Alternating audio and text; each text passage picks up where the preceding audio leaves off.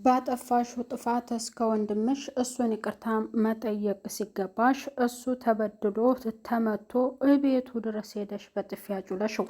እሱ ይቅርታ አድርጎ ሁሉንም ነገር ትቶ አብረን እንኑር ሲልሽ አንቺ እኔ አልፈልግም ያልሽው አንቺ ማነሽ ብሎ ጋሼ ልጁን ወቀሰ። ጋሼ በጣም ተናዶ ለሀይሚ አንቺ ምን አይነት ሰው ነሽ? እንዴት አይነት ምን አይነት ልጅ ነሽ? እኔ እንዲህ ነው ወይ ያሳደግኩሽ? ደግሞ ምን ብለሽ ነበር ስሙን አጥፍታችሁት በጥፊ ማጩለሽ ውሃሉ አለበት አውላችሁት ስለሚወድሽ ነው አይደለ? እንደዚህ ብታደርገው ምትቶ አብረን እንኖር በቃ ይቅር እንባባል ሲልሽ በዚያ ሀሳብ ደግሞ ያልተስማማሹ ብሎ ሀይሚን በጣም ተቆጣ። አታዋርደን፣ አርፈህ ተቀመጥ አንተ ልጅ ባክህ። እንደዚያ በጥፊ ተጩለህ እንደገና ደግሞ ከሷ ጋር ለመኖር ወንድሟ ባልሰራኸው እንደሰራህ ባልዋልክበት እያዋለህ ነው። እንዴት ነው ከሷ ጋር ለመኖር የምታስበው? እስከ ዛሬ በሁለታችሁ መካከል ገብቼ ሀሳብ መስጠት አልፈለኩም፣ ግን አሁን ደግሞ ይቅርታ መጠየቅህ መልካም ነው። ረግጣህ ስትሄድ አስበኸዋል? ምን አይነት አንተ ወንድ ነህ? እውነት አሳፈርከን አለው ሀብ። ብሩክን በጣም ተናገረው። ለምንድን ነው እንደዚህ አይነት ነገር እያደረግከው? ብትወድህ እና እሷ ብታፈቅርህ እንዲሁም ሁለታችሁ ብትዋደዱ እንዲህ አይነት ነገር አይፈጠርም ነበረ። አንተ ተመተህ ይቅርታ አልካት፣ እሷ ደግሞ ባደረገችውም ሳትጸጸት ረግጣ ሄዳለች። ታዲያ እንዴት ነው ሁለታችሁ አብራችሁ ለመዝለቅ የምታስቡት? ክብርህን ብትጠብቅ ይሻልሃል ሲል ሀብ ለብሩክ ነግሮታል። ጋሼም በጣም ተናዶ ሀይሜን አንቺ ልጅ እኔ ምን እንደምልሽ አላውቅም፣ አሁንም ደግመሽ ስሜን ልታስጠፉኝ ነው፣ ባታ አሰድቡኝ መልካም ነው ብሎ በጣም ተናገረ።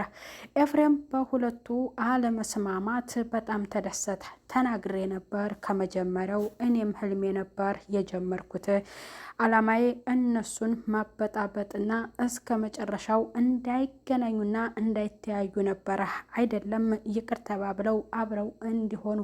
የሰራሁት ስህተት እነሱ እንዳይስማሙ ነበር። እውነቱ ቢወጣብኝም ግን የሁለቱ አለመስማማት አስደስቶኛል።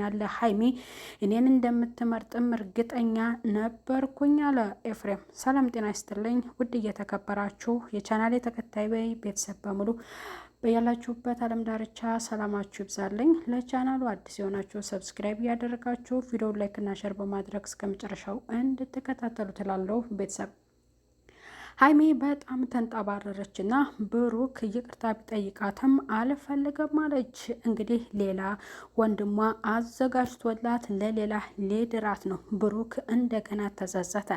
ምነው ይቅርታ ባልጠየኳት እንደዛ በጥፊ ተጮሌ ቢቀርብኝ ይሻል ነበረ። እሷ ብትጸጸትና እሷ ብትለምነኝ ባጠፋችው ጥፋት እንድትጸጸት አድርጊያት ቢሆን መልካም ነበር። ያደረግኩት ነገር ስህተት ነው። ምን አለ ቆየት ብል፣ ምንስ አለ ከረም ብል፣ እንዴት ቸኩዬ እሷን ይቅርታ ጠይቃታለሁ? ይቅርታስ እሺ ይሁን፣ እንዴት አብረን እንኑር ወይንም ይቅርታዬን ተቀበኝና ሁለታችንም ይቅር ተባብለን አብረን እንሁን ማለቴ ያ ለእኔ ጥፋት ነው። ምክንያቱም እሷ እንደዚህ ስላት በጣም ጢባራም እየሆነችብኝ ነው። ስለዚህ እኔ ደግሞ የማደርገውን አሳያለሁ፣ እንድትቆጭ፣ እንድትጸጸት፣ እንድትናደድና ብሩኬ ምን ነው በቀረብኝ ያለኝም በተቀበልኩ ካንተ ጋር በኖርኩ በዘለኩኝ እስከምትል ድረስ ነው የማደርገው። ሁለተኛ አጠገቧ ድርሽ አልልም። ታግሻት ተበድዬ ስሜ ጠፍቶ ተዋርጄ እንደዚህ አድርጋኛለች እና እኔ ከሀይሚ ጋር በአብቅቶልኛል ለሷ ያለኝ ነገር አለ። ሀይሚም ባጠፋችው ጥፋት በጣም በኤፍሬም ደስ ብሎታል። ምክንያቱም ኤፍሬም የጀመረው ስራ ሁለቱ እንደማይቀጥሉ ነበረ።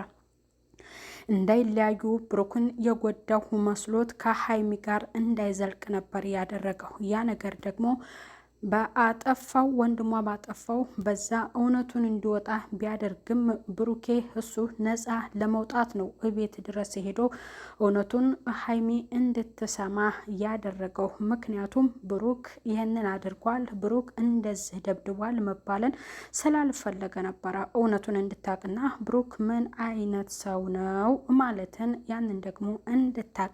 ግን ሀይሚ መጠርጠሯ፣ መቅናቷ፣ መንጨርጨሯ እንደቀጠለ ነው። ምክንያቱም ልቧ አሁንም የሚያስበው ነገር አለ፣ አልዳነላትም። የምታስበው ብሩክን የምታስብበት መንገድ አለ። ኤፍሬም በሀሳቧ በጣም ተስማምቶ በቃ ከእንግዲህ በኋላ የጀመርኩት ነገር እየተሳካልኝ ነው፣ ህልሜም እውን እየሆነልኝ ነው። ሀይሚ አሁን በቃ ከሱ ጋር መቀጠል የለብሽም እያለ በጣም ተናዷል። እናቱም ቢሆኑ ልጄ በዚህ ልክማ አታዋርደኝ፣ እንዴት አስጠንቅቄ ወይንም በክብር እንዳሳደግኩህ አንተ ደግሞ እንደዚህ ሆነ ላይ አልፈልግም። በሰሞኑ በተፈጠረው ነገር በጣም አዝኜ ነበረ። እንደገና ደግሞ እውነቱም ሲወጣ በጣም ደስ ብሎ ነበረ።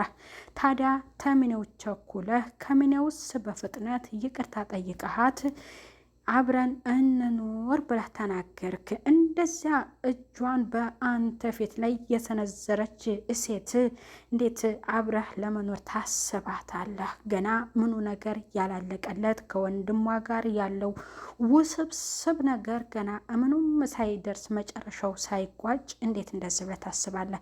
ከኋላ ምን እንደተዘጋጀለህ አታስብም? አንተ ትልቅ ልጅ ነህ። እኔ በሁለታችሁ መካከል ገብቼ የምናገረውና የምወስነው ነገር የለም። ግን ቸኮልክ። ክብር ይኑርህ። እንደዚህ ስላደረካት አይደለም ካንተ ጋር መቀጠል የምትችለው። መኩራት መንጠባረሯ ጥሩ መልካም፣ ግን ደግሞ ከልቧ ከወደደችና ካፈቀረች መውደዷ ካለ እንደዚህ አይደለም ብለው የብሩኬ እናት ነግረውታል።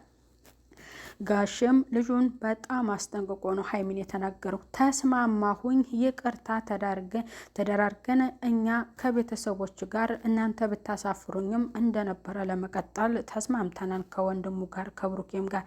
ታዲያ በዚያ ሀሳብ ደግሞ ብሩኬም ይቅርታ ቢጠይቅሽ አንቺ ማን ሆነሽ ነው እንደዚህ የምትንጠባረሪው? ከሰዎቹ ተለይተሽ አንቺ ማነሽ ብሎ ልጁን በጣም አስጠንቅቋል። በሁለታችሁ መካከል ገብቼ በጭራሽ ለማስታረቅ እንኳን እምወስን ሰው እንዳይመስልሽ፣ ክብሬን የምጠብቅ እኔ ከነሱ ጋር ያለኝ ቤተሰባዊነት ዝምድናችን እንዳይለያየብኝ ነው እንጂ ስለ አንቺ ሕይወት የሚያገባኝ ነገር የለም። እንደገባሽባት ራስሽ ውጫት። አሁን ደግሞ መጨረሻ ላይ ራስሽ እንደምትጸጸቺ ይገባኛልም አውቃለሁም እደርስበታለሁም ብሎ ለሀይሚ ጋሽ ነግሯት ተሰናብቷታል። በብሩክና በሀይሚ ጉዳይ ጣልቃ እንደማይገባ አስጠንቅቆ ተናግሯል ማለት ነው። ቤተሰብ የሀይሚ መንጠባረርና ኩራት ተጨምሯል።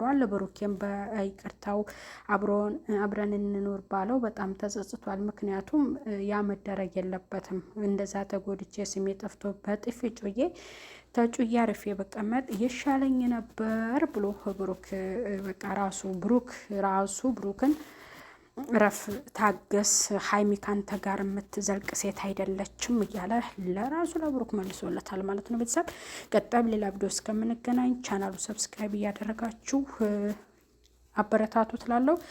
ባይ ባይ ቤተሰብ።